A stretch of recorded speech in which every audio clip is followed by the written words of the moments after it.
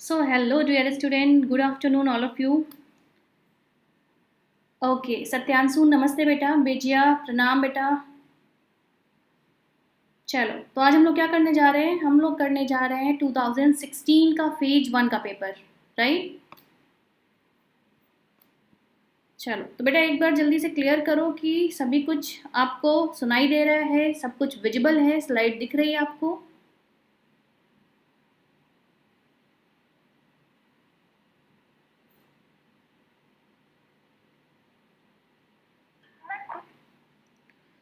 Okay बेटा, फिर हम लोग स्टार्ट करें आज का सेशन।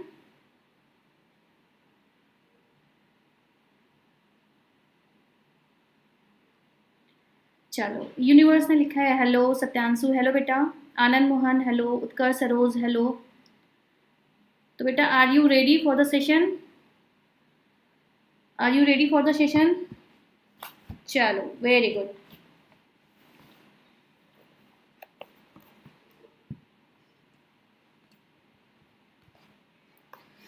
तो बेटा केमिस्ट्री 2016 की बात करें हम तो दो पेपर आए थे। काव्या गुड नोट बेटा।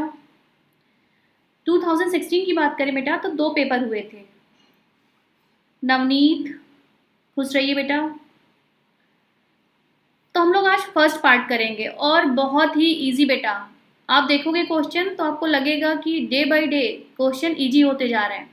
चलो, पहला क्वेश्चन आपकी स्क्रीन पे बेटा, क्वेश्चन नंबर 46।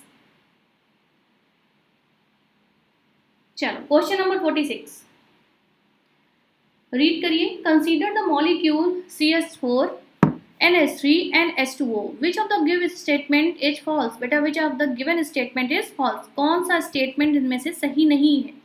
तो चलो देखते हैं वन बाय वन एक एक स्टेटमेंट को। पहला स्टेटमेंट देखो बेटा क्या लिखा हुआ है। पहले स्टेटमेंट में बोला है इन्होंने कि the HCH bond angle in CH4, NHS bond angle in NH3 and HOH bond angle in H2 are all are greater than 90। तो बेटा बताइए ये तीनों ही कैसे ज्योमेट्री रखते हैं, या फिर हम सिर्फ हाइब्रिडाइजेशन की बात करें तो इन तीनों का हाइब्रिडाइजेशन कितना? बेटा यह क्या सभी sp3 हाइब्रिडाइज हैं? sp3 हाइब्रिडाइज हैं। और अगर हम एंगल की बात करें तो बेटा CH4 का एंगल कितना होता है? कार्बन और हाइड्रोजन के बीच का एंगल कितना होता है? 109। और NH3 की बात करें, अगर हम अमोनिया की बात करें तो बॉन्ड एंगल, क्योंकि लोन पेयर प्रेजेंट होता है एक पेयर, तो यहाँ पर एंगल कुछ हो जाता है कम, एंगल हो जाता है कम। अशोक यादव गुड आफ्टरनून, ये हो जाएगा 5 डिग्री। और वाटर की बात करें तो हो जाएगा 104 डिग्री एंड 5 मिनट्स। हाँ, हर्षित ने लिखा है sp3। अब बेटा ये बताइए कि पहला स्टेटमेंट तो बिल्कुल सही है, पूछ रहा है कि फॉल्स कौन सा है। तो पहला स्टेटमेंट में बेटा सारे के सारे जो बॉन्ड एंगल है वो 90 डिग्री से तो बड़े हैं, तो पहला स्टेटमेंट बिल्कुल सही हो जाता है। सेकेंड स्टेटमेंट पे आइए बेटा, the HOH bond angle in H2O is larger than that of CH4। बेटा क्या H2O का बॉन्ड एंगल कितना? 104 डिग्री एंड 5 मिनट्स। ये बड़ा होता है CH4 के एंगल से, मतलब 109 से। तो बेटा ये देखो यही स्टेटमेंट हमारा फॉल्स हो गया, जबकि क्या है बेटा ये कैसा है? ये छोटा है, लार्ज नहीं है, ये शॉर्टर है then the bond angle present between SCH bond angle in CH4। तो second will be the right answer. अच्छा, आनंद मोहन ने कहा है मैंने राइट बता दिया है। Rohit Gupta good afternoon. चलो वेरी गुड, नेक्स्ट आ जाए क्वेश्चन नंबर 47 बेटा। Question number 47।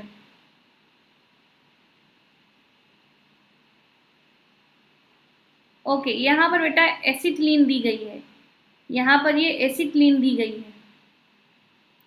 आरएल एजुकेशन ने दिया है सेकेंड ऑप्शन, गुड बेटा।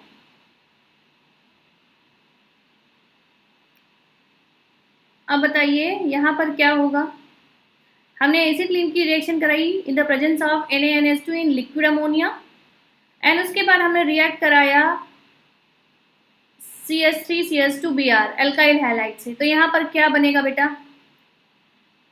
स्मृति गुड आफ्टरनून बेटा। बेटा देखिए यहाँ पर क्या बनेगा, यहाँ पर क्या कपलिंग रिएक्शन हो जाएगी, मतलब जितने कार्बन हमारे पास हैं उससे जस्ट डबल कार्बन का हमारा ब्यूटाइन मिलेगा, मतलब 4 कार्बन का हमारा हो जाएगा ब्यूटाइन, कार्बन नंबर बढ़ जाएंगे। अब बेटा हम फिर से इसी प्रोसेस को करें तो बेटा फिर से 4 कार्बन यहाँ पर और 2 हमारे यहाँ पर, तो 4 2 6, मतलब हमें मिल जाएगा हेक्साइन। तो ये रिएक्शन कौन सी बेटा, कार्बन चेन को बढ़ाने वाली रिएक्शन, कार्बन चेन को बढ़ाने वाली रिएक्शन, तो first will be the right answer. चलो question number, Navneet Yadav ma'am मुझे ऑर्गेनिक पढ़नी है, कब पढ़ाई जाएगी? बेटा कल भी ऑर्गेनिक का सेशन बहुत अच्छा सा अल्कोहल फिनॉल ईथर वाला हुआ था, आई थिंक आपने ज्वाइन नहीं किया। चलो बेटा, among the following the correct order of acidity. बेटा repeated question, once again repeated question. यहाँ पर क्या करना है, आपको oxidation number of central atom निकालना है, जिसके लिए ऑक्सीडेशन नंबर सबसे ज़्यादा वो सबसे ज़्यादा एसिडिक करेक्टर रखेगा। तो बेटा 48 का कौन सा आंसर सही होगा? ये देखो +7 है यहाँ पर +5 है, यहाँ पर +3 हो जाएगा, और यहाँ पर हो गया बेटा +1। तो सबसे ज़्यादा एसिडिक करेक्टर किसका? With the oxidation number of 7। हाँ बेटा second will be the right answer. चलो नेक्स्ट आ जाओ क्वेश्चन नंबर 49 पर। नेक्स्ट आ जाओ बेटा क्वेश्चन नंबर 49 पर। The rate of first order reaction is given at 10 second and 0.03 mole per liter at 20 second after initiation of reaction. The half life period of the reaction, बेटा half life period आपको पता है T half is equals to होता है 0.693 upon 2 upon K। तो बेटा लेकिन यहाँ पर हमें K की वैल्यू नहीं दी गई है, इस कांस्टेंट की वैल्यू नहीं दी गई है, जो कि हमें यहाँ पर फाइंड करना होगा। तो बेटा K कैसे फाइंड करेंगे आप? K को फाइंड करने का तरीका हमें पता है बेटा, एक दूसरा फार्मूला कि K डिफरेंस ऑफ टेम्परेचर मतलब T2 difference of time T1 is equals to 2.303 log जो हमारा रेट दिया गया है, मतलब कि हमारा रेट दिया गया है CA at time T and CA at time 20। तो यहाँ से बेटा क्या रखेंगे, K T2 की वैल्यू दी गई है 20 सेकेंड, ये दिया गया है 10 सेकेंड, और बाकी सब कुछ ऐसा ही। C और CB की value rate of first order reaction दिया गया है 0.04 एंड 0.03। तो बेटा यहाँ से आप क्या निकालेंगे, यहाँ से आपको K की वैल्यू मिलेगी, और जो K की वैल्यू मिलेगी आप यहाँ पर इस फॉर्मूले में पुट करोगे। यस अनुश्री। तो बेटा यहाँ से क्या आ जाएगा, आंसर बताइए। यहाँ से जब आप निकालेंगे तो इसका आंसर आएगा 24.1 second. First will be the answer. Yes Anushri ने बताया है फर्स्ट, अनुश्री ने बताया है फर्स्ट। चलो आ जाओ फिर से रिपीटेड क्वेश्चन। बेटा आज वाला भी पेपर, सारा पेपर रिपीटेड है, जितना 10 ईयर से आपने 2010 से स्टार्ट किया, हर क्वेश्चन 10 से लेके 15 तक का है। चलो हाँ अनुश्री ने कहा था फर्स्ट।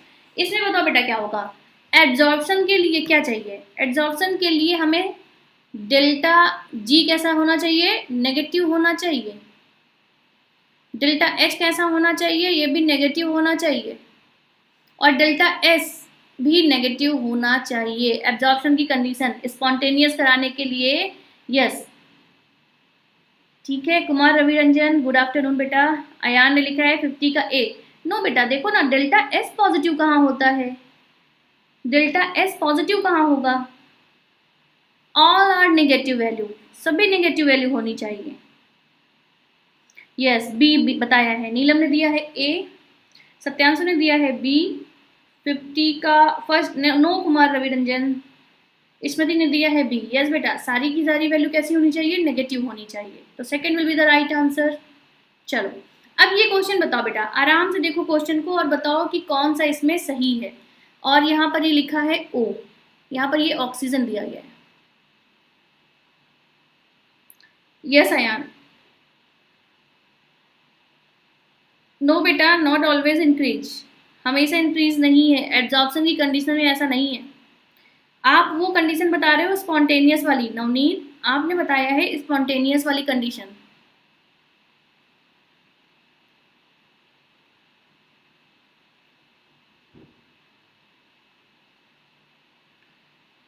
चलो बेटा इसमें बताओ क्या सही है क्या गलत।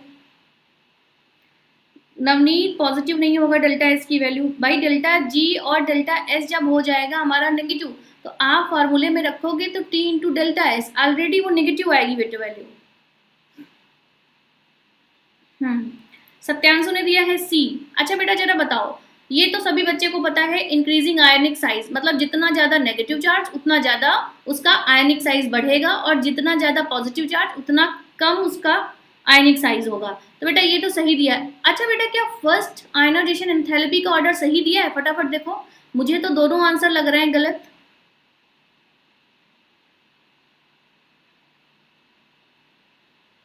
मेरा चैट स्लो है बेटा, थोड़ा सा लैग करता है, थोड़ा सा तो लैग टाइमिंग की, थोड़ा सा टाइम डिफरेंस होता है।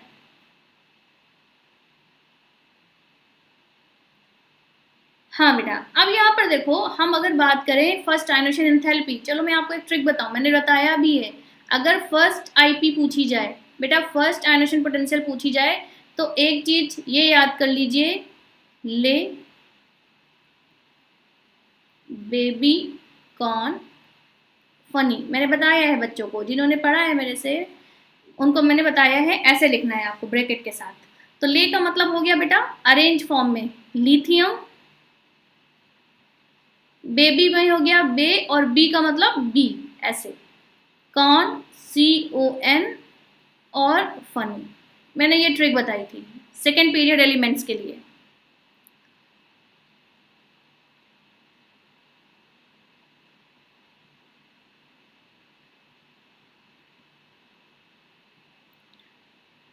ठीक, तो यहाँ पर क्या है, यहाँ पर गलत है बेटा। ओ को कैसे आना चाहिए था, बीच में आना चाहिए था। ओ की कम होनी चाहिए थी एज कंपेयर टू एन, क्योंकि बेटा इसके पास हाफ फील्ड कॉन्फ़िगरेशन होता है, यहाँ से इलेक्ट्रॉन निकालने में हमें ज़्यादा एनर्जी प्रोवाइड करनी पड़ेगी। तो बेटा सेकेंड वाला भी गलत है।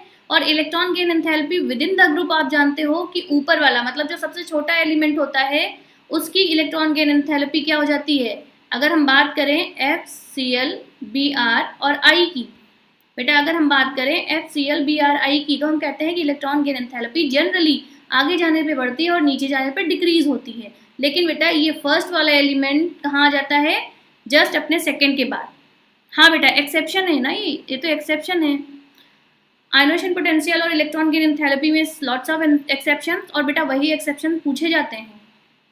तो ये क्या हो जाना चाहिए था, सबसे ज़्यादा क्लोरीन की हो जानी चाहिए थी, देन फ्लोरीन बेटा, उसके बाद ब्रोमीन और उसके बाद आयोडीन। ये होता है इलेक्ट्रॉन गेन एंथैल्पी का। लेकिन यहाँ पर क्या दिया गया है, यहाँ पर सबसे ज़्यादा फ्लोरीन दिया गया है।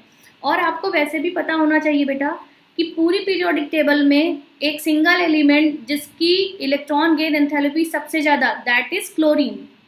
बेटा क्लोरीन की इलेक्ट्रॉन गेन एंथैल्पी पूरी पीरियोडिक टेबल में सबसे ज़्यादा। और फ्लोरीन की बात करें तो फ्लोरीन की इलेक्ट्रोनेगेटिविटी पूरी पीरियोडिक टेबल में सबसे ज़्यादा। ठीक है, तो बेटा ये वाला question like a bonus question, इसमें 2 ऑप्शन सही थे। फ्लोरीन की, हाँ अच्छा, लेकिन आपका आंसर सही था, कुमार रविरंजन ने लिखा है, लेकिन मेरा आंसर सही था। चलो बेटा मुबारक हो। विच of the following statement is fall. बेटा यहाँ पर देखो बायो के स्टूडेंट हो आप लोग, और आप लोग बताओगे कि कौन सा स्टेटमेंट इसके लिए करेक्ट है।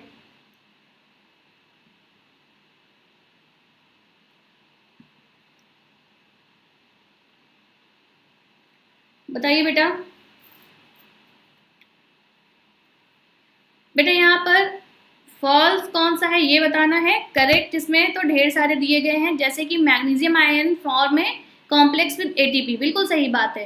कैल्शियम आयन ब्लड क्लॉटिंग में, कोआगुलेशन में आपको इसको हेल्पफुल होती है। Calcium ion are not important in maintaining the regular beating of heart, इसमें लिखा है नॉट इम्पॉर्टेंट, जबकि बेटा it plays a important role to maintaining the regulating beat offer. तो बेटा नॉट नहीं होना चाहिए, तो ये हो गया हमारा गलत स्टेटमेंट, तो फॉल्स हो गया हमारा बेटा थर्ड। चलो एक बार फिर से आ जाओ बेटा, एक बार फिर से आ जाइए क्वेश्चन नंबर 53 पर। Yes universe, very correct. Harshit 52 का 3 दिया है हर्षित ने, कुमार रविरंजन ने दिया है third, third is the right answer. Smriti ने दिया है सी। यस बेटा, चलो नेक्स्ट आ जाओ बेटा, विच of the following statement about hydrogen is correct? Incorrect. बेटा ये जरूर पढ़ना, ये बहुत गलतियां होती, पूछा जाता है इनकरेक्ट और हम लोग करेक्ट लगा के आते हैं। तो बेटा हाइड्रोजन हैज 3 आइसोटोप, बिल्कुल सही बात, of which tritium is the most common. No बेटा यहीं से गलत हो गया, जबकि क्या होता है, प्रोटियम होता है। प्रोटियम होता है जो सबसे ज्यादा कॉमन होता है, 1H1 वाला कॉन्फ़िगरेशन। ठीक, तो पहला ही इनकरेक्ट हमें मिल गया। दूसरा भी पढ़ लो, हाइड्रोजन नेवर एक्ट एज केटायनिक इन आयनिक साल्ट, बिल्कुल सही बात है। जब हम आयनिक साल्ट की बात करते हैं तो केटायन की तरह हाइड्रोजन कभी एक्ट नहीं करता है। Next, hydronium ion exist freely in solution, बेटा बिल्कुल सही है। Dihydrogen doesn't act as reducing agent, बेटा ये तीनों कह रहा है डज नॉट, जबकि एक्ट करता है हाईली रिड्यूसिंग एजेंट की तरह। तो first will be the right answer.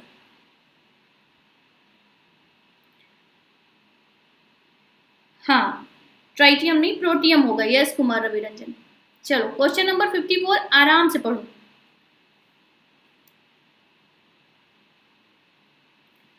बेटा question number 54, the correct statement regarding a carbonyl compound with the hydrogen atom on its alpha carbon, मतलब किसकी बात कर रहा है बेटा? The correct statement regarding carbonyl compound है बेटा हमारे पास, यहाँ पर हमारे पास कार्बोनिल कंपाउंड है और इसके पास एक अल्फा कार्बन भी है और जिसपे एक अल्फा कार्बन प्रेजेंट है। ये अल्फा कार्बन होगा बेटा, ये अल्फा कार्बन होगा। हाँ क्वेश्चन रिपीटेड है बेटा, लेकिन नहीं, नीट का कट ऑफ ज्यादा नहीं गया बेटा, हाईली कंफ्यूज वहां पर बच्चे हो जाते हैं जब पेपर इजी आ जाता है।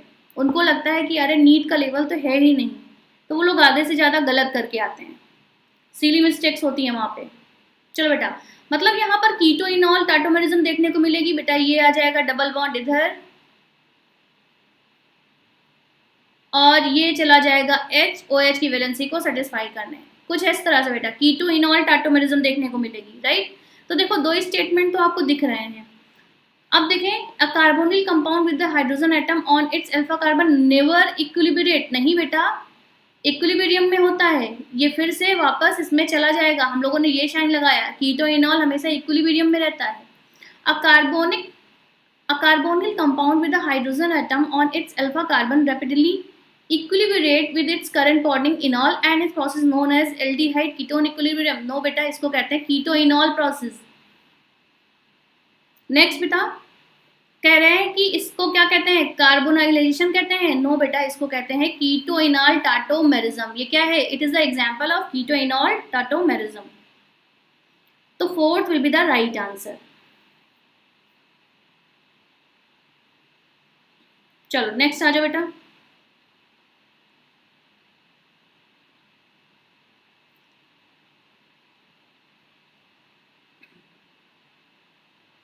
Yes Anushri, fourth will be the right answer. RL education बिल्कुल सही बेटा, fourth will be the right answer for the question number 54।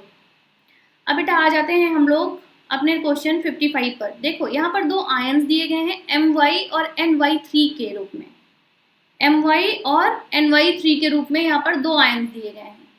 To nearly insoluble salt have the same KSP value, KSP की value दी गई है बेटा 6.2 इंटू 10 की power -13 at room temperature. कह रहा है कि कौन सा स्टेटमेंट सही है रिगार्डिंग My और Ny3 के लिए।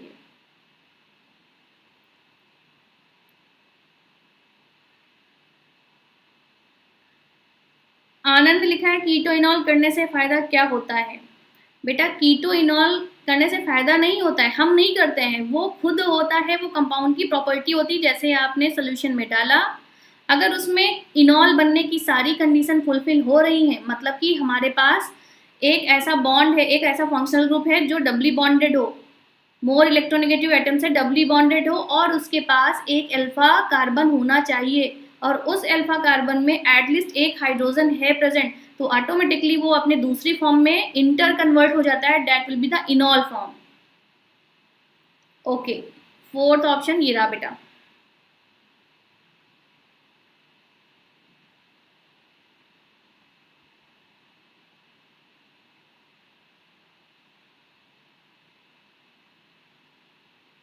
ओके, मिस्टर स्मार्ट ने लिखा है डी। चलो देख लेते हैं बेटा, यहीं पर हम लोग सॉल्व करते हैं। क्या दिया जा रहा है, हमें दो सॉल्ट दिए गए हैं, किस तरह के सॉल्ट है, दोनों ही है, हम मान लें AM एंड BN टाइप के सॉल्ट हैं। अब बेटा इसके लिए, इस सॉल्ट के लिए KSP हम कैसे निकालते हैं, KSP हम निकालते हैं A की पावर M, B की पावर N और S मोलर सॉल्युबिलिटी क्या हो जाती है, M प्लस N हो जाती है। मोलर सॉल्युबिलिटी क्या हो जाती है, M प्लस N हो जाती है। अब बेटा यहाँ पर देखो, किसके लिए, the molar solubility of My in water is less than that of NY3। अब बेटा यहाँ पर दो आयन मिलेंगे, कौन कौन से, M प्लस या Y माइनस, लेकिन यहाँ पर कितने आयन मिलेंगे बेटा, यहाँ पर आयन मिलेंगे N plus and 3 time Y ions. मतलब जिसमें आयन्स ज़्यादा हो जाएंगे, जिसमें नंबर ऑफ आयन्स ज़्यादा हो जाएंगे, उसके लिए मोलर सॉल्युबिलिटी भी ज़्यादा हो जाएगी, जो कि होती है M प्लस N के बराबर। Molar solubility S is equals to M plus N, जिसके ज़्यादा हमारे पास आयन्स होंगे। यस, तो B will be the right answer. चलो अगेन एक बहुत ही सिंपल सा क्वेश्चन बेटा आपके लिए। In a protein molecule various amino acid ads are link together by, बेटा प्रोटीन के अंदर कौन सा लिंक होता है, नो कुमार रविरंजन, फोर्थ नहीं होगा बेटा, फोर्थ नहीं होगा,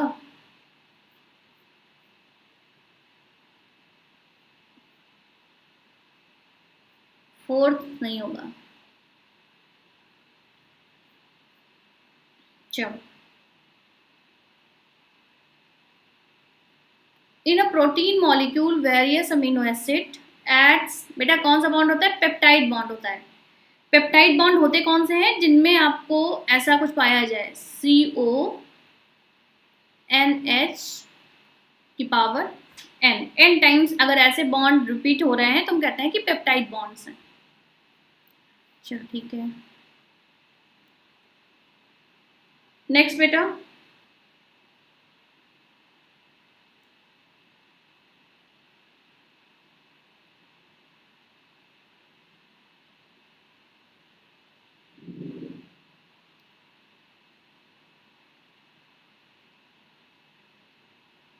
हाँ अनुश्री ने दिया थर्ड।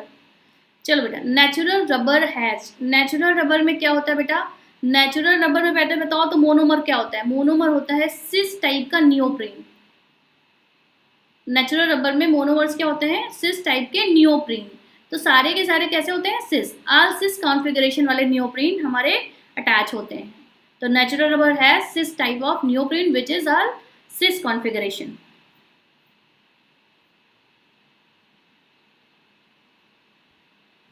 यस, सत्यांशु ने दिया है ए, सही बात बेटा, बिल्कुल सही है।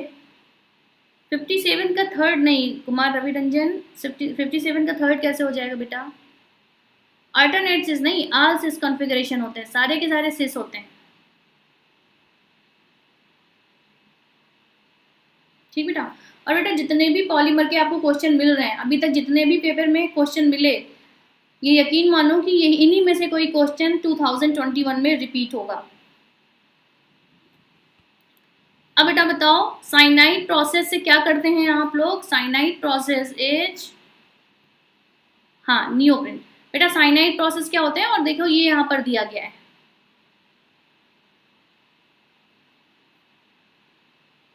तो बेटा cyanide process is use for extraction of gold. बेटा फोर्थ फ्लोटेशन क्या करते हैं, सल्फाइड ओर के लिए करते हैं।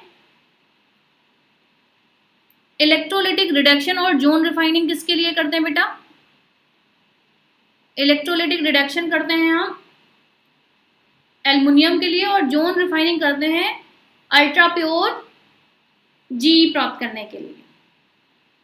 हाँ, तो मतलब मैचिंग क्या हो रही है, मैचिंग हो रही है ए का फोर्थ, तो देखो यहाँ पर कौन सा सही है, फर्स्ट, ए का फोर्थ, बी का सेकेंड, सी का थर्ड और डी का फर्स्ट, तो first will be the right matching.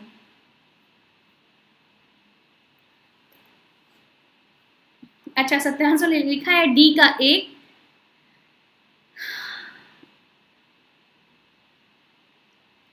हाँ जर्मेनियम के लिए हम लोग, अल्ट्रा प्योर जर्मेनियम के लिए हम लोग करते हैं जोन रिफाइनिंग। हाँ, अनुश्री ने लिखा है फर्स्ट, नीलम लिखा है ए, स्मृति ने लिया है ए। ठीक है बेटा, चलो ये बताओ, विच one of the following statement is correct? When SO2 is pass through HD5 K2SO4, बेटा K2Cr2O7 है यहाँ पर, O7। तो क्या करते हैं हम, एसिडिफाइड अगर हम K2Cr2O7 लें, एसिडिफाइड का है बेटा मतलब कि H2SO4, ये भी बेटा रिपीटेड क्वेश्चन, ये भी रिपीट हुआ है क्वेश्चन। तो देखो क्या क्या मिलता है, हमें मिलेगा बेटा Cr2SO4 का थ्राइस, और साथ में क्या मिलेगा, K2SO4 पोटेशियम का सल्फेट, और मिलेगा हमें वाटर। बेटा ये किस कलर का होता है, ग्रीन कलर का होता है। तो सोल्यूशन कैसा हो जाता है, ग्रीन कलर का होता है, due to formation of chromyl sulphate. Yes बेटा, fourth will be the right answer. चलो एटॉमिक नंबर बेटा दिए गए हैं, ये है 66। हाँ, zone recording for the semiconductor Ayan ने बताया है, स्मृति ने दिया है डी।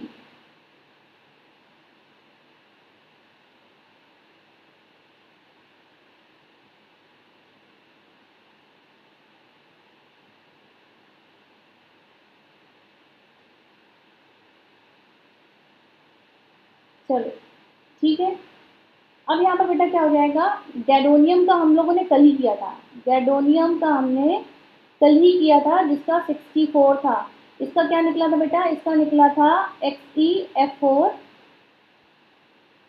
4F9 और 6S2। नो बेटा, ये तो TB का हो गया, 65 के लिए हो गया, और ये हो गया बेटा हमारा 66 के लिए, और ये हो गया 64 के लिए। यस, तो fourth will be the right answer, fourth will be the right answer बेटा।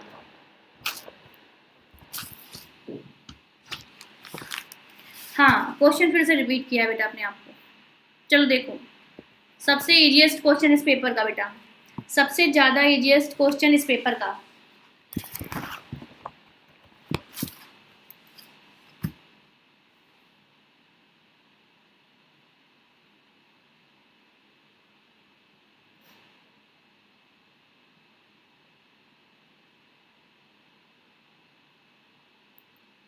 सिक्सटी का डी बताया है बच्चों ने, जो कि सही है। यस अनुश्री, यूनिवर्स आपका भी सही बेटा।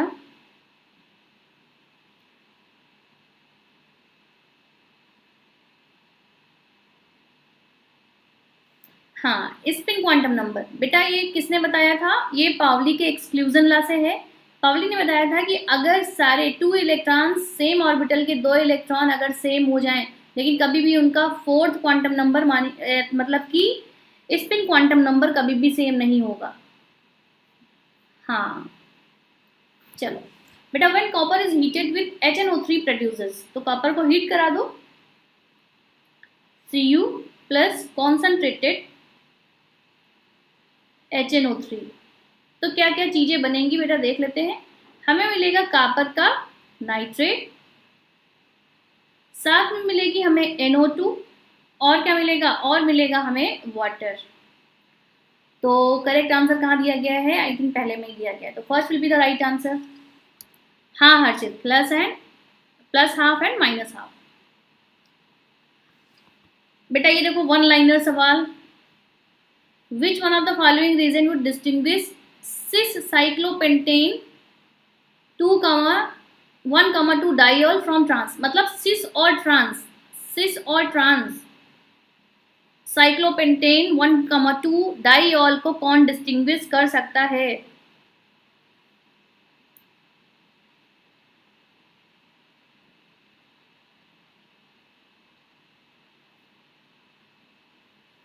तो बेटा आंसर इज एसीटोन। एसीटोन ही एक से रिएक्ट करेगा और दूसरे के साथ रिएक्शन नहीं देगा, तो एज इट इज याद रखना, सिस और ट्रांस को डिस्टिंग्विश कौन करेगा यहाँ पर, एसीटोन। चलो क्वेश्चन नंबर 64 बेटा, the correct thermodynamic conditions for the spontaneous reaction. अब वंस अगेन बेटा फिर से आ गया, आप लोग जो बोल रहे थे स्पॉन्टेनियस के लिए, तो स्पॉन्टेनियस के लिए क्या क्या चीजें होनी चाहिए जरा हम लोग जान लेते हैं।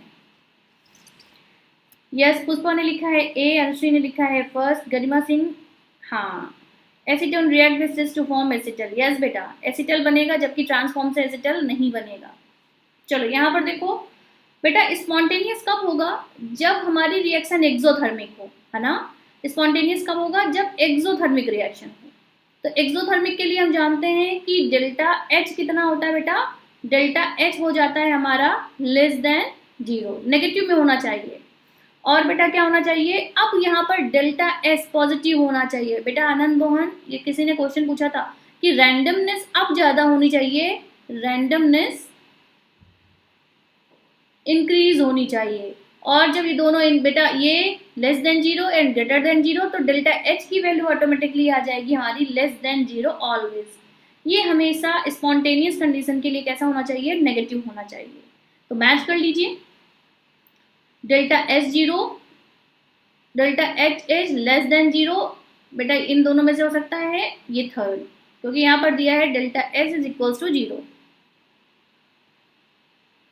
हाँ चलिए 65 में आइए।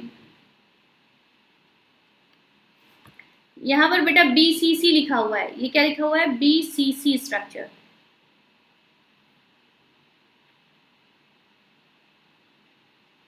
ये लिखा है BCC स्ट्रक्चर। तो बेटा BCC स्ट्रक्चर के लिए क्या क्या चीज गिवन है, डेंसिटी गिवन है, एटॉमिक मास गिवन है, एज लेंथ हमें कैलकुलेट करनी है। बेटा ए हमें कैलकुलेट करनी है, तो फॉर्मूला में पता होता है, density is equals to Z into A N A into A cube.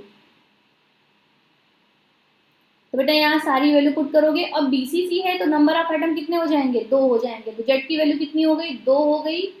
Atomic mass कितना दिया गया है, 6.94 ग्राम पर मोल। Na की वैल्यू हमें पता है 6.02 इंटू 10 टू पावर 23। डेंसिटी हमारी गिवन है बेटा, डेंसिटी गिवन है दैट इज 530 किलोग्राम। किलोग्राम में है बेटा, तो ग्राम में कन्वर्ट करेंगे इंटू ए क्यूब। तो ए क्यूब की वैल्यू यहाँ से आप निकालेंगे, तो कितना आएगा बेटा, जब ए क्यूब की वैल्यू यहाँ से निकालेंगे तो यह आएगा अप्रॉक्स 352 पिकोमीटर। ये ए की वैल्यू आएगी बेटा, एज लेंथ ए की वैल्यू आएगी। तो 65 का आएगा सेकेंड। हाँ कैलकुलेशन है बेटा, फिर से वही गुणा भाग आपको आना चाहिए, ठीक। बस इसी फॉर्मूले पे रखेंगे, बाकी कुछ भी इसमें एक्स्ट्रा नहीं करना है। चलो question number 66, which one of the following order is correct for the bond dissociation enthalpy. Halogen के लिए बॉन्ड डिसोसिएशन एंथैल्पी बेटा ये पूछा गया है, कई बार पूछा गया है, और आपको आना भी चाहिए, वन लाइनर ये आना भी चाहिए। बॉन्ड एनर्जी या bond dissociation energy halogen family के लिए बेटा क्या हो जाएगा, सबसे ज्यादा हो जाएगा Cl2, then Br2, then F2, और सबसे कम हो जाएगी I2 के लिए। हाँ 66 का बी आंसर। चलो क्वेश्चन नंबर 67 बेटा, अच्छा मैथ्स रेस्ट इन पीस में है बेटा, कुमार रवि रंजन उसको पीस में मत रहने दो, अभी रेस्ट का टाइम नहीं आया है। जब तक 2021 आप क्रॉस ना कर लो तब तक कोई भी चीज रेस्ट नहीं कर सकती है आपकी। चलो 67 पे आ जाइए बेटा।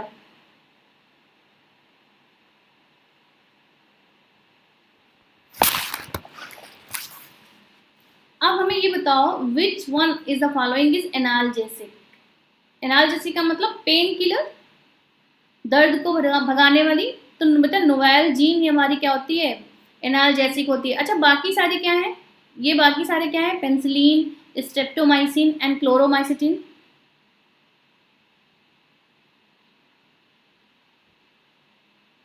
ये सारी बेटा एंटीबायोटिक, ये क्या है, एंटीबायोटिक्स हैं, ठीक है।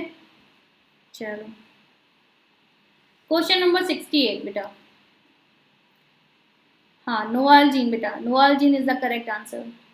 मिस्टर स्मार्ट ने दिया है कि रेस्ट ऑल एंटीबायोटिक्स। हर्षित ने भी कहा है antibiotics, universe antibiotics, Ayan antibiotics. Very good बेटा, आनंद मोहन, कुमार रवि रंजन, अयान, सभी का आंसर एकदम सही। नीलम ने लिखा है एंटीबायोटिक्स, स्मृति ने भी दिया है एंटीबायोटिक्स। चलो भाई क्वेश्चन नंबर 68 पर आ जाइए। Equal moles of hydrogen and oxygen gases are placed in a container with a pinhole through which both can escape। बेटा डिफ्यूजन का क्वेश्चन कई बार सेम क्वेश्चन की फ्रेमिंग आ चुकी है, आपने 2010 के पेपर में भी देखा, उसके बाद भी 10-13 में भी ये क्वेश्चन था। चलो वेरी गुड, अयान ने तो आंसर दे दिया है। चलो इक्वल मोल ऑफ हाइड्रोजन, तो बेटा हमें पता है कि rate of hydrogen upon rate of oxygen, ये डिपेंड करते हैं किस पे। अगर हम मान लें कि v1 वेलोसिटी से t1 टाइम पर ये स्केप कर रहे हैं, तो ये हो जाएगा v2 अपॉन t2। या फिर अगर हम मोलर मास से हम इसको क्या करें, मोलर मास से हम कंपेयर करें, तो molar mass of O2 upon molar mass of H2, और मोलर मास ऑफ O2 पता है हमें कितना 32, H2 का पता है 2, मतलब कि ये हो जाएगा √16, मतलब कि 4 के बराबर। अब यहाँ पर क्या दिया गया है, यहाँ पर दिया गया है RH2 upon RO2 is equals to 4। अब बेटा RH2 हम मान लेते हैं कितना, इन्होंने कहा है कि what fraction of oxygen escape in the time required 1/2 of the hydrogen, 1/2 of the hydrogen, और यहाँ पर बचा हुआ फ्रैक्शन हो जाएगा आपका ऑक्सीजन, हमने मान लिया ऑक्सीजन X डिफ्यूज हो रही है, इज इक्वल्स टू 4। तो बेटा यहाँ से 1/x ये हो गया, फ्रैक्शन ऑफ ऑक्सीजन कितना हो जाएगा 1/8। यस, तो 1/8 will be the right answer, तो first will be the right answer बेटा। नेक्स्ट आ जाइए क्वेश्चन नंबर 69। हाँ सभी बच्चों का बिल्कुल सही, बी नहीं होगा आनंद मोहन, 1/8 आएगा। चलो consider the nitration of benzene, consider the nitration of benzene using mixed concentrated H2SO4 and HNO3। बेटा HNO3, if a large amount of KHSO4 is added to the mixture, the rate of nitration is। बेटा benzene का nitration हो रहा है, मतलब हमारे पास benzene है, हमारे पास H2SO4 है, हमारे पास HNO3 है।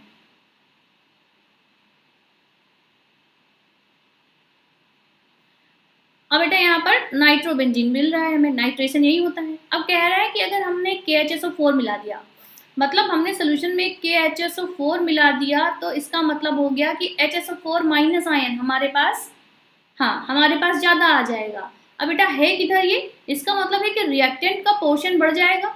बेटा जब रिएक्टेंट की तरफ का कॉन्सेंट्रेशन बढ़ जाएगा तो रिएक्शन किधर की ओर चलने लगेगी, बैकवर्ड डायरेक्शन चलने लगेगी। इसका मतलब हो गया कि जो हमारा प्रोडक्ट, जो हमारा नाइट्रेशन हो रहा है, उसका जो रेट होगा वो कैसा हो जाएगा, कम हो जाएगा, स्लो हो जाएगा, प्रोडक्ट जो बनना है वो कम हो जाएगा, due to common ion effect, क्योंकि हमें यहाँ से कॉमन आयन मिल रहा है। यस बेटा very good. Next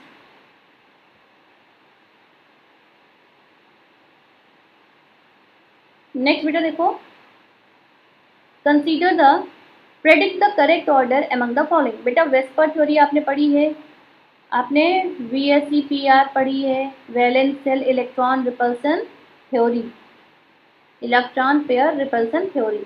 VSEPR pair में क्या कहता है बेटा, लोन पेयर के बीच का अट्रैक्शन सबसे ज़्यादा होता है as compare to lone pair bond pair, और सबसे कम अट्रैक्शन होता है बेटा बॉन्ड पेयर के बीच में। ये सभी बच्चे को पता होना चाहिए। हाँ तो A will be the right answer, lone pair bond pair, और बॉन्ड पेयर। चलो बेटा नेक्स्ट हम क्या कह रहे हैं, इसमें कहा गया बेटा कि CaC2 कैल्शियम कार्बाइड जब रिएक्ट करता है नाइट्रोजन के साथ तो क्या बनाता है, तो बेटा बनता है कैल्शियम का साइनामाइड। हाँ कैल्शियम का साइनामाइड, जिसका फॉर्मूला होता है ये बेटा, ये क्या है, कैल्शियम साइनामाइड।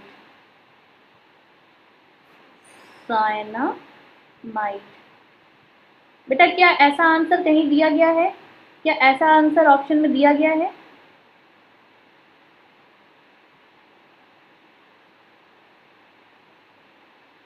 नो बेटा गलती मत करना, ये ए नहीं है, ये पूरे का होल लगा है, मतलब कि C2 भी यहाँ हो जाएगा, ये गलत है।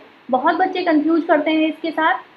तो बेटा ये होगा CaCN2, सिर्फ नाइट्रोजन 2 होगा, Ca नहीं होगा। ए आंसर विल बी गलत। तो मतलब इसमें कोई भी आंसर गलत, इसमें कोई भी आंसर सही नहीं दिया है। ये भी हमारा बोनस क्वेश्चन है। तो हमारा होगा CaCN2, कैल्शियम साइनामाइड।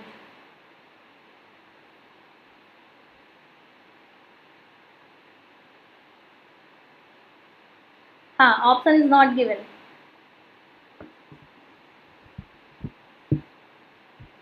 चलो क्वेश्चन नंबर 72 पर आ जाओ बेटा। लिक्विड और वेपर फेज, लिक्विड से वेपर में कन्वर्जन के लिए आपको क्या इक्वेशन दी जाती है? यहाँ पर बेटा इज इक्वल्स टू लगा है, यहाँ पर हर जगह इज इक्वल्स टू लगा है। तो हमें बेटा फॉर्मूला बेस है यहाँ पर D L N P upon D T is equals to H V heat of vaporisation upon R T square. तो सीधा सीधा हो जाएगा 4। अच्छा बेटा ये इक्वेशन को क्या बोलते हैं? इस इक्वेशन को क्या बोलते हैं, नाम बताओ। इस गिवन इक्वेशन को क्या बोलते हैं? जरा कमेंट बॉक्स में नाम बताइए फटाफट।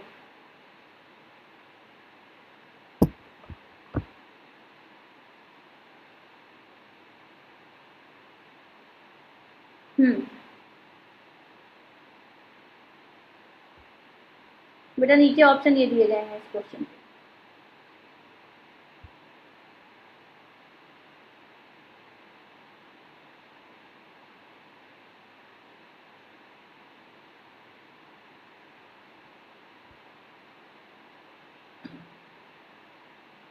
ठीक है, चलो मैचिंग करनी बेटा XeF4। ठीक, XeF4, चलो एक एक करते हैं। XeF4 का बेटा हाइब्रिडाइजेशन क्या होगा? XeF6, मतलब कि हाफ 8 इलेक्ट्रॉन प्लस 6 इलेक्ट्रॉन, मतलब टोटल 7। तो 7 के लिए बेटा क्या हो जाएगा? sp3d3, right. मतलब इसका क्या हो जाएगा? With 1 lone pair. बेटा यहाँ पर क्या कोई लोन पेयर बचेगा? यस, एक लोन पेयर बचेगा, वर्क विद 1 लोन पेयर। तो इसका क्या हो जाएगा बेटा? इसका हाइब्रिडाइजेशन बताइए। इसका हाइब्रिडाइजेशन डिस्टॉर्टेड ऑक्टाहेड्रल।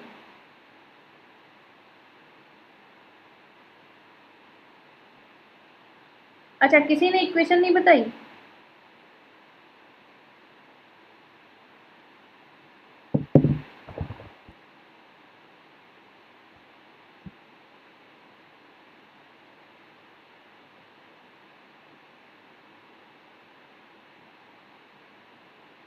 बेटा नाम होता है उस इक्वेशन का क्लासियस क्लैपेरॉन इक्वेशन।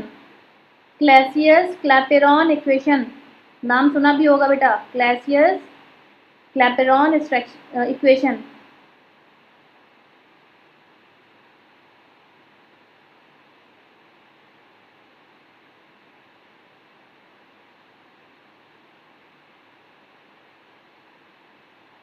चलो अब बेटा XeO3 का निकालो। XeO3 क्या निकलेगा? XeO3 निकलेगा पिरामिडल। XeOF4 क्या निकलेगा? Square pyramidal. और डी वाला हो जाएगा सेकेंड ऑप्शन, ये निकाल के भी देख लेना, ये होगा बेटा करेक्ट मैचिंग, ये रहेगी। तो ऑप्शन आ जाएगा आपका फर्स्ट। हाइब्रिडाइजेशन निकालना है सिंपली, इसमें कुछ करना है नहीं।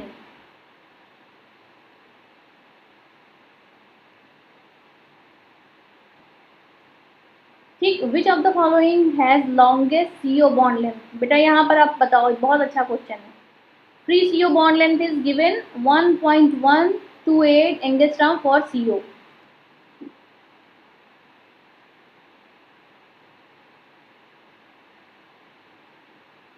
हाँ एडवांस के लिए है, लेकिन आप पढ़ना पड़ेगा बेटा। नीट में कैसे आएगी बेटा? देखो नीट में ही तो आई है, नीट का पेपर तो कर रहे हैं हम लोग। तो बेटा यहाँ पर ऐसा हमें मेटल एटम ढूंढना है जो सबसे ज़्यादा नेगेटिव चार्ज रखता हो। जिस मेटल आयन का नेगेटिव चार्ज सबसे ज़्यादा होगा उसके बीच का CO बॉन्ड स्ट्रेंथ मैक्सिमम होगी बेटा। और ऐसा मेटल आयन आपको मिलेगा आयरन के साथ कार्बोनिल कंपाउंड में। 2 माइनस, मतलब metal ion is carrying maximum negative charge, therefore it would show maximum synergic bonding. बेटा इसमें सिनर्जिक बॉन्डिंग सबसे ज़्यादा होगी, इसका रिजल्ट क्या होगा, CO बॉन्ड के बीच में हमारा बॉन्ड लेंथ मैक्सिमम होगा। तो third will be the right answer. Yes बेटा, गरिमा ने लिखा है थर्ड।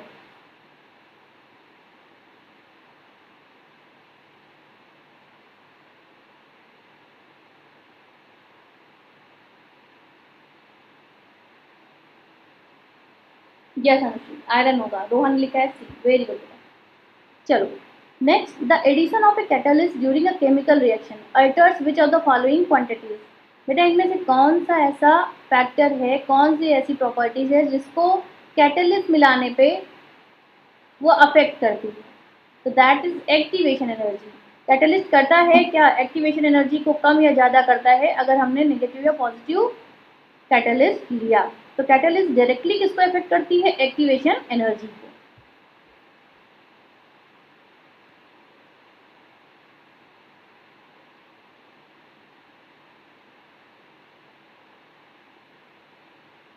क्वेश्चन नंबर 77 बेटा, the ionic radii of A plus and B minus ions are given below. The coordination number of each ion AB is। बेटा बहुत easy question, बहुत easy question, बताइए जल्दी से। कोऑर्डिनेशन नंबर क्या होगा बेटा, A प्लस के लिए दिया गया है अप्रॉक्स 0.98 इंटू 10⁻⁻10 और B माइनस के लिए दिया गया है 1.81 इंटू 10⁻⁻n मीटर। तो बेटा कोऑर्डिनेशन नंबर इस तरह के आएंगे, क्या हो जाएगा, 6 हो जाएगा। यस, रोहन ने दिया है 6, अंकिता गुप्ता ने दिया है 8। चलो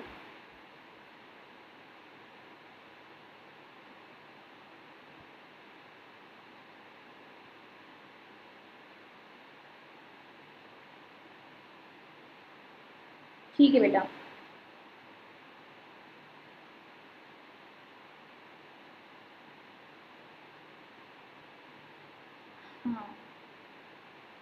which is the correct statement for the given x. बेटा कह रहा है फॉस्फेनिक एसिड और फॉस्फोरिक एसिड, तो दो को हम बना लेते हैं, देख लेते हैं क्या होता है। बेटा फॉस्फेनिक एसिड क्या होता है पहले जान लें। फॉस्फेनिक एसिड और फॉस्फोरिक एसिड।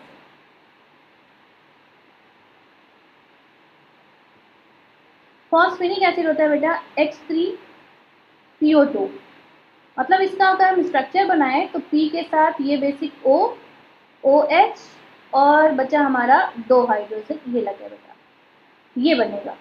और फॉस्फोरिक एसिड की बात करें तो होता है बेटा H3PO3, मतलब कि ये बनेगा ऐसा कुछ, OH OH और बचा हुआ एक H, ये। अब बेटा देखो इसमें रिप्लेसेबल हाइड्रोजन कितना है, सिर्फ एक, और इसमें रिप्लेसेबल हाइड्रोजन कितने हैं, 2, मतलब ये कैसा होगा, ये हो गया डाइप्रोटिक और ये हो गया मोनोप्रोटिक या मोनोबेसिक, ये हो गया मोनोबेसिक। तो अब यहाँ पर रीड कर लो, अब यहाँ पर बेटा रीड कर लो कि कौन सा डाइप्रोटिक और कौन सा मोनोबेसिक। तो लिखा है फॉस्फेनिक एसिड इज अ मोनोप्रोटिक, बिल्कुल सही बात है, while phosphonic acid is a diprotic। बेटा second will be the right answer, structure से आप आराम से निकाल सकते हो। चलो भाई, once again a very simplest question for you।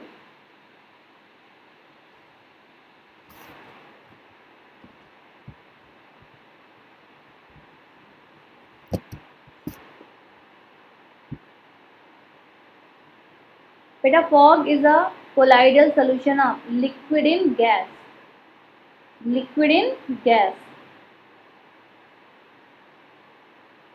Fog कैसे बनता है, अच्छा बेटा इसमें डिस्पर्जल फेज कौन सा है और डिस्पर्जल मीडियम कौन सा है। इस क्वेश्चन में अगर पूछ लिया जाए कि डिस्पर्जल फेज कौन सा है,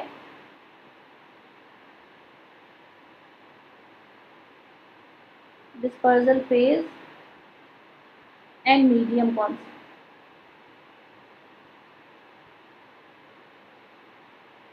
नीलम बी नहीं होगा बेटा, गैस इन लिक्विड नहीं होता, लिक्विड इन गैस। यहाँ पर जो गैस होती है वो मीडियम होती है बेटा, और फेज जो होता है दैट इज लिक्विड।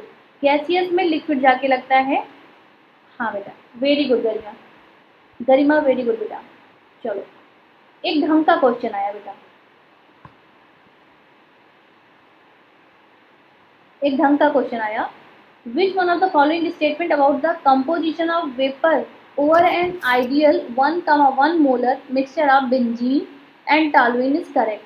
बेटा कह रहा है कि यहाँ पर स्टेटमेंट दिए गए हैं वेपर प्रेशर को लेके, वेपर को लेके, और पूछा जा रहा है कि टॉलुइन और बेंजीन के लिए कौन सा स्टेटमेंट करेक्ट है। ठीक, और डेटा इज गिवन है, सारे डेटा दिए हैं। चलो एक बार आराम से करने की कोशिश करो, अगर नहीं आता है तो हम बताते हैं।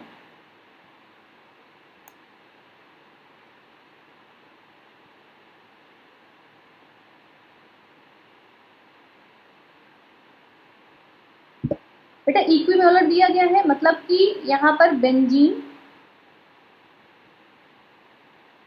और टॉलुइन 1:1 मोलर रेशियो में है। मतलब कि अगर हम मोल ऑफ बेंजीन निकालें तो ये क्या हो जाएगा, 1/1 + 1 = 2, और एक्स बी मतलब टॉलुइन के लिए निकालें, ये एक्स बेंजीन हो गया, ये एक्स टॉलुइन हो गया। टॉलुइन के लिए भी आ जाएगा हमारा मोल 1/2 हो जाएगा। इतना क्लियर। अब बेटा टोटल प्रेशर, हम अगर टोटल प्रेशर निकाल लें, टोटल प्रेशर, तो टोटल प्रेशर क्या होता है, टोटल प्रेशर बेटा होता है PA into XA plus PB not into XB not. अब PA की वैल्यू दी गई, आपके क्वेश्चन में PA की वैल्यू दी गई है, और XA अभी अभी हमने निकाला दैट इज 1/2, और PB की वैल्यू भी दी गई है, कितनी बेटा, 3.85 इंटू 1/2। तो यहाँ से जो टोटल प्रेशर आ जाएगा that will be 8.325 kilo pascal.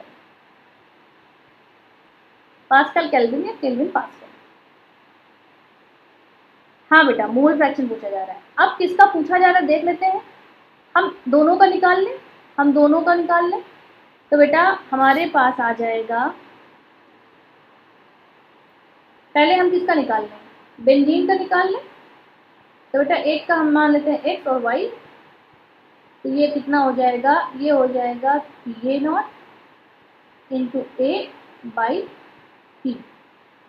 अब बेटा यहाँ से y नॉट की वैल्यू हम लोग निकाल चुके हैं, P की वैल्यू दी है, तो ये आ जाएगा अप्रॉक्स 768। ये आ गई एक का। और बेटा दूसरे का निकालना हो तो क्या कर दें हम, 1 - 0.768 कर दें, तो क्या आ जाएगा यहाँ पर वेपर प्रेशर बेटा, ये आ जाएगा अप्रॉक्स 0.325। अब देखो मैच कराओ कि कौन सा स्टेटमेंट इसमें सही है। तो कह रहा है कि the vapour pressure will contain an higher percentage of benzene. तो यस बेटा मुझे तो यही लग रहा है कि वेपर प्रेशर बेंजीन का हायर परसेंटेज में एज कंपेयर टू टॉलुइन। तो first will be the right answer. हाँ, partial pressure into mole fraction.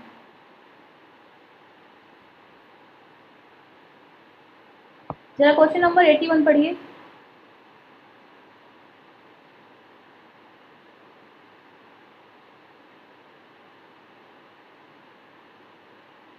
बेटा क्वेश्चन नंबर 81, हाँ आर एल ने दिया है फर्स्ट, सिग्मा ने दिया है बेंजीन हायर रखता है। ठीक है बेटा,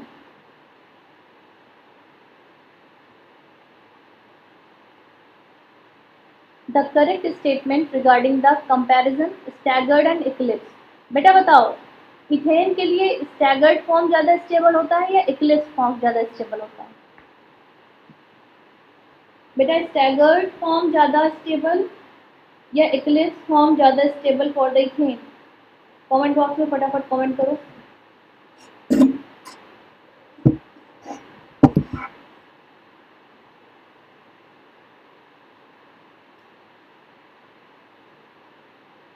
बेटा staggered form will be more stable, staggered form will be more stable as compared to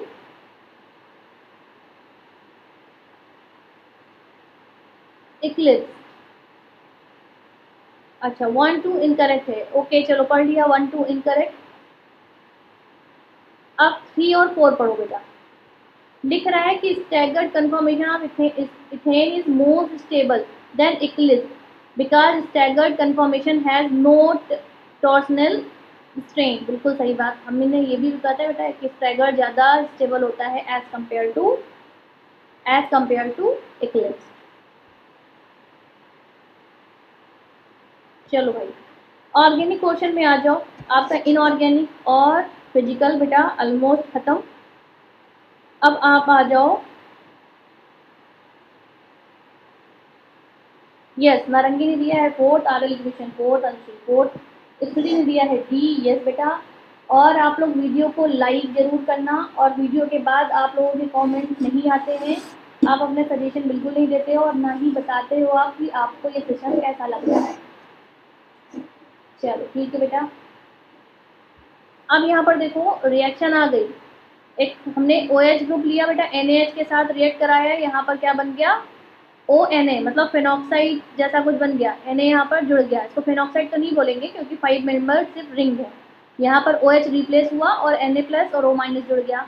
अब हमने मिथाइल आयोडाइड लिया, हमने यहाँ पर क्या लिया मिथाइल आयोडाइड, मतलब ये एल्काइल हैलाइड है, और ये हमारा क्या बन गया, ये हमारा बन गया सोडियम मिथॉक्साइड, ये हमारा रो ना बन गया, रोज हम बताते हैं इसके बारे में बेटा। तो ये कैसी है विलियमसन सिंथेसिस है, जो ईथर फॉर्मेशन करती है, जो ईथर फॉर्मेशन करती है बेटा। तो विलियमसन ईथर सिंथेसिस या फिर विलियमसन सिंथेसिस कह सकते हैं। हाँ बेटा everyone is correct, Smriti is correct, Pushpa का भी करेक्ट, अनुश्री आपका भी करेक्ट है, रवि रंजन आपका भी, नीलम आपका भी, आयान, गरिमा सभी का करेक्ट। चलो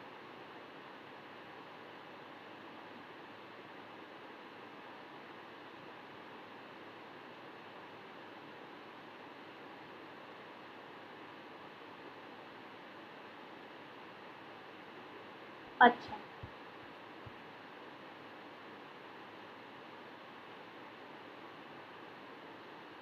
हाँ बेटा यहाँ पर CH3 भी होना चाहिए ना, यहाँ पर ये CH3 भी होगा।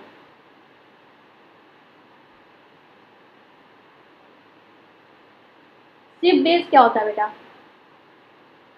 सिप बेस क्या होता है, जब एल्डोल, ये एल्डोल है, एल्डल कुछ नहीं होता है, एल्डोल मतलब कि RCHO और प्राइमरी अमीन मतलब कि RNH2, इसको हम कॉमनली क्या बोलते हैं, हम बोलते हैं Schiff base.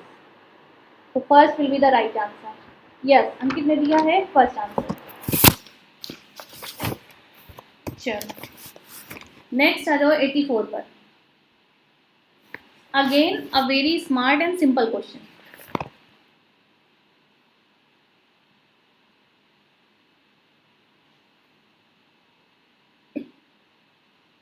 Which one of the following biphenyl is optically active. बेटा बाइफिनाइल दिया है, ऑप्टिकल एक्टिव के लिए हमारे पास POS या COS नहीं होना चाहिए, ये नहीं होना चाहिए। तो देखो बेटा हम इसको अगर हाफ पार्ट में डिवाइड करें, अगर हम हाफ पार्ट में डिवाइड इधर से भी कर सकते हैं, तब भी इसमें अलग अलग फंक्शनल ग्रुप लगा हुआ है, और अगर हम ऐसे डिवाइड करें तो तब भी अलग अलग पार्टिसिपेट आएंगे। सी नहीं होगा बेटा, नो नॉट सी।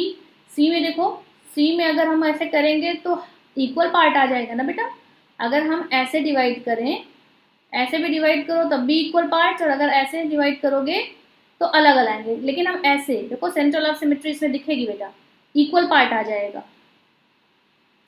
सिर्फ फर्स्ट है जिसमें इक्वल पार्ट नहीं आएगा क्योंकि यहाँ पर डिफरेंट डिफरेंट फंक्शनल ग्रुप लगा हुआ है। अब यहाँ पर बेटा देखो, अगर हमने ऐसे डिवाइड कर दिया तो इक्वल पार्ट आ जाएगा, यहाँ पर भी अगर हमने ऐसे डिवाइड कर दिया तो POS मिल जाएगी। तो first will be the answer.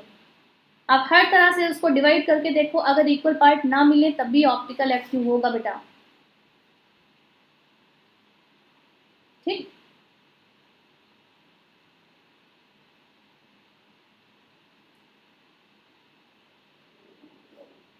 हाँ first will be the answer.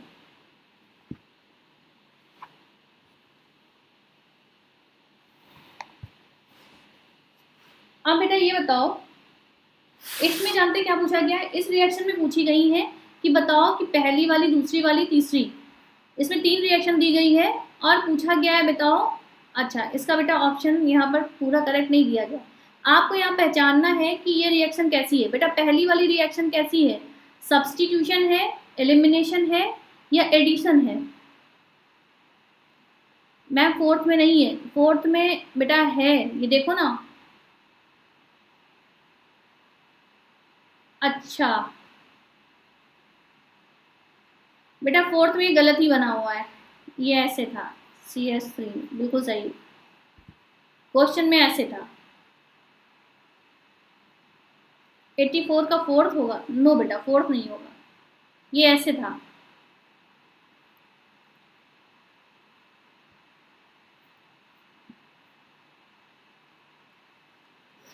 बेटा पहली वाली देखो, KOH एक्वस होगा यहाँ पर कि अल्कोहलिक होगा। यहाँ पर बताओ KOH कैसा होगा, एल्कीन फॉर्मेशन हो रहा है, तो जब भी एल्कीन फॉर्मेशन होगा तो ये एलिमिनेशन होगा।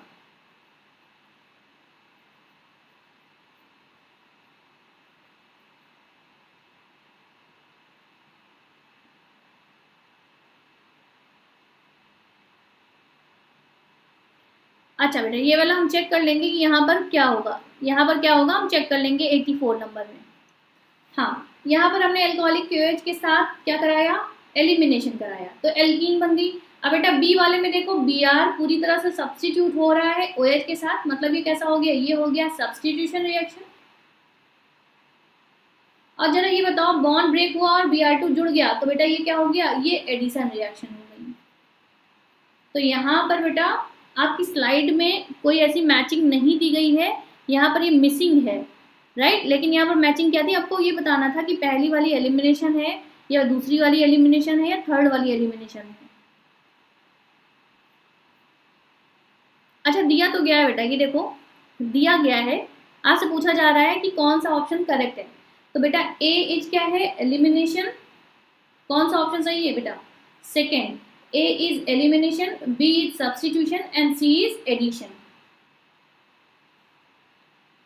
हाँ बेटा, तो second will be the right answer. चलो बस 2-3 क्वेश्चन और फटाफट बताओ बेटा। The vapour pressure of a solution at 100 degree C of 6.5 gram of solute in 100 gram of water is given this one। If the Kb is equals to this boiling point of the solution। तो बेटा आपको यहाँ पर दो फॉर्मूले लगाने, क्या, सबसे पहले तो आपको डेल्टा Tb आपको पता है किसके बराबर होता है, Kb इंटू मोलैलिटी। लेकिन बेटा मोलैलिटी के लिए आपको क्या चाहिए, आपको सल्यूट का मॉलिक्यूलर मास चाहिए, आपको मॉलिक्यूलर वेट पूछा जा रहा है। आपको वेपर प्रेशर अगर निकालना है, अगर दिया है बॉइलिंग पॉइंट निकालना बेटा, आपको बॉइलिंग पॉइंट निकालना है तो आपको ये फार्मूला लगाना पड़ेगा। और इस फार्मूले में बेटा आपको क्या चाहिए, आपको चाहिए मोलैलिटी, और मोलैलिटी के लिए चाहिए number of moles of solute upon molecular weight of solvent, ये चाहिए बेटा मॉलिक्यूलर वेट ऑफ सॉल्वेंट। अब molecular weight of solute n बराबर क्या होता है, नंबर ऑफ मोल्स, ये हो जाएगा बेटा weight of solute upon molecular weight of solute into weight of solvent, और अगर ग्राम में दिया गया है तो 1000 से ऊपर मल्टीप्लाई करोगे। तो बेटा यहाँ से आप क्या निकालोगे, सभी कुछ पुट करके यहाँ से आप निकालोगे क्या, यहाँ से आपको निकलेगा मॉलिक्यूलर वेट ऑफ सोल्यूट, यहाँ पर सोल्यूट का मॉलिक्यूलर वेट निकालोगे। और जब बेटा निकल आएगा तो आप इसे इस फॉर्मूले में कहाँ पुट करोगे, आपको पता है vapour pressure P0 minus PS upon P0 is equals to किसके बराबर होता है बेटा, ये किसके बराबर होता है, ये हो जाएगा N/N के बराबर। तो यहाँ पर रख के आप इसको फाइंड करोगे तो ये आ जाएगा 101 डिग्री सेल्सियस, 101 डिग्री सेल्सियस आएगा, 100 नहीं आएगा। इसको सॉल्व करना, आप लोग सॉल्व करना इसी सोल्यूशन से। चलो हाँ, मोल फ्रैक्शन ऑफ सोल्यूट के बराबर होगा भाई ये n बाई n वही तो है, नंबर ऑफ मोल्स जिसके निकालने अपॉन टोटल नंबर, ये n क्या है, total number of moles.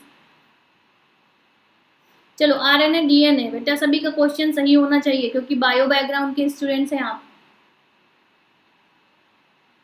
The sugar component in RNA is ribose and sugar container is 2-deoxyribose, deoxyribose और ribose, बिल्कुल सही बेटा, second will be the right answer।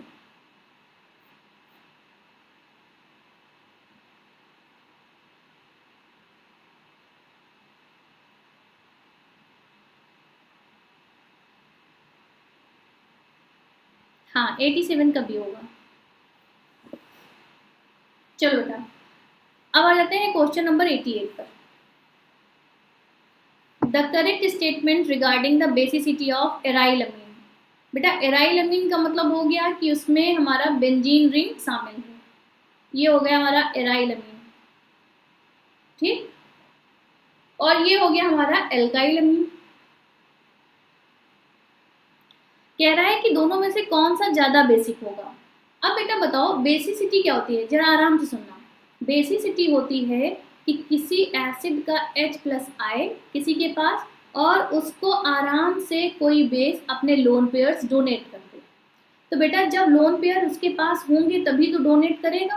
अब देखो बेटा यहाँ पर इसके लोन पेयर्स क्या करेंगे, रेजोनेंस में पार्टिसिपेट कर लेंगे। ये क्या करेंगे, रेजोनेंस में पार्टिसिपेट कर लेंगे। मतलब कोई हाइड्रोजन आया घूमता हुआ एराइलमीन के पास और कह रहा है कि हमको अपने लोन पेयर दे दो, तो एराइलमीन क्या बोलेगा कि भाई हमारे लोन पेयर तो लगातार घूम रहे हैं, हमारे पास है ही नहीं, मतलब कि अनअवेलेबिलिटी ऑफ लोन पेयर, इसमें डीलोकलाइज्ड है बेटा। तो जब डीलोकलाइज है ये आराम से इजीली अपना लोन पेयर डोनेट नहीं कर सकेगा, इसलिए लेस बेसिक। और जरा इसकी बात करो, इसके लोन पेयर अपने पास पड़े हुए हैं, आराम से रखे हुए हैं, कोई भी हाइड्रोजन आए और आराम से क्या कर सकता है, यहाँ से लोन पेयर ले सकता है। तो हम बेस की डेफिनेशन क्या बोलते हैं कि कोई अपना लोन पेयर जितनी इजीली डोनेट कर सकता है वो अच्छा बेस कहलाता है। तो बेटा एराइलमाइन यहाँ पर लेस बेसिक होते हैं, तो बेटा लेस बेसिक लिखा है तो first option will be the right answer. बाकी में मोर बेसिक लिखा है बेटा, मोर बेसिक एंड मोर बेसिक, तो मोर बेसिक तो होते ही नहीं है, राइट। चलो हाँ लोकलाइज्ड हमारे पास लोन पेयर होने चाहिए जिससे आराम से घूमता हुआ हाइड्रोजन आए और लोन पेयर को एक्सेप्ट कर ले। Which one are given is non-reducing sugar? बेटा इनमें से कौन सा non-reducing sugar है, तो सुक्रोज की हम बात करेंगे बेटा, तो sucrose is non-reducing sugar due to absence of H and OH group, due to absence of H and OH group sucrose is non-reducing sugar। चलो बेटा लास्ट क्वेश्चन, हाँ D will be the right answer बेटा, D will be the right answer। अब यहाँ पर देखो बेटा, the pair of electron in the given carbon ion is present in which of the following orbital. और यहाँ पर देखो, यहाँ पर ट्रिपली बॉन्डेड कार्बन है,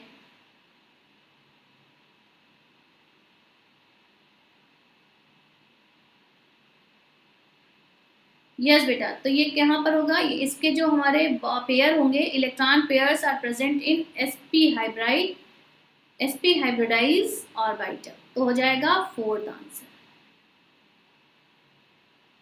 राइट बेटा। तो 2016 का फर्स्ट फेज का पेपर था बेटा, कैसा था, इजी या टफ? बेटा ये फर्स्ट पेज का पेपर था, ये कैसा था, ये 2016 का पहला पेपर था। कल हम लोग करेंगे बेटा 2016 का पार्ट 2 या फिर फेज 2।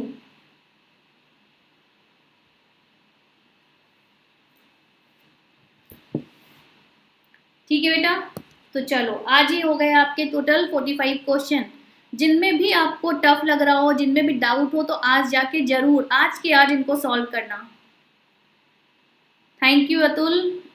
बेटा मेरी क्लास रोज ही होती है, ये हम लोग सीरीज जो कर रहे हैं रोज होती है।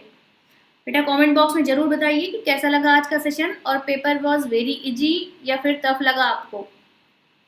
चलो बेटा सेशन को एंड करते हैं। Thank you so much, see you tomorrow बेटा।